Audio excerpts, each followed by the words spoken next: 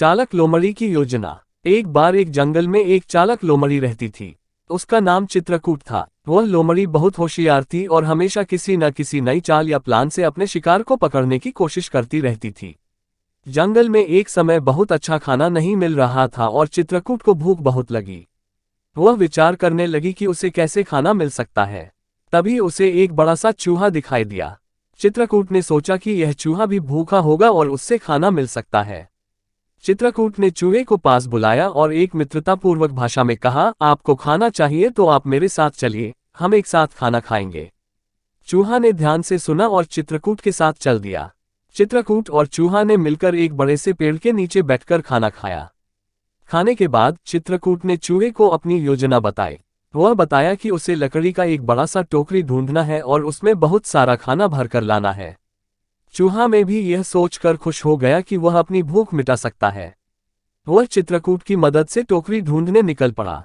लेकिन चूहा जिद्दी भी था। उसे टोकरी ढूंढते ढूंढते उसे जंगल के दूसरे कोने तक जाना पड़ा। जब चूहा टोकरी लाने वापस आया तो उसमें खाना भरने के बजाय उसने खुद ही सब खाना खा लिया। फिर वह चित्रकूट के पास गया और झूठ बोलने लगा, वहां पर टोकरी में कोई खाना नहीं था। चित्रकूट ने उसे विश्वास कर लिया और बिना कुछ कहे दूसरी बार चूहे को साथ खाना खाने के लिए बुलाया। फिर से वह चूहा टोकरी ढूंढने चला गया। चित्रकूट ने इस बार चूहे की धोखाधड़ी का खुलासा किया और उसे सजा देने की सोची। चित्रकूट ने एक बड़ी सी खाली बोतल ढूंढी और उसे अपने पास रख दिया। चूहा फिर से खाने के लिए वापस आया और जब वह खाने बैठा, चित्रकूट ने उसे बोतल के अंदर फंसा दिया। चूहा बोतल में फंस गया और बाहर नहीं निकल पाया। चित्रकूट ने चूहे को समझाया कि धोखाधड़ी करने से अच्छा है ईमानदारी से रहो, इससे उसका जीवन खुशियों से भर जाएगा। चूहा ने अपनी गलती समझी और चित्रकूट से माफी मांगी। उसने आगे से कभी भी धोखाधड़ी नहीं की।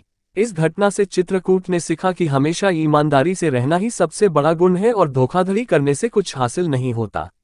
उसकी ईमानदारी के कारण उसे जंगल के सभी जीवों का सम्मान और प्रेम मिला और वह खुशियों से भरा जीवन जीती रही। इसी तरह से चित्रकूट ने अपनी होशियारी और ईमानदारी के साथ जंगल में बड़ी सफलता प्राप्त की और उसका नाम दूर दूर तक मशहूर हो गया। चालाक लोमड़ी चित्रकूट की यह कहानी सभी जीवों के दिलों में सम्मान के लिए गहराई से बस गई।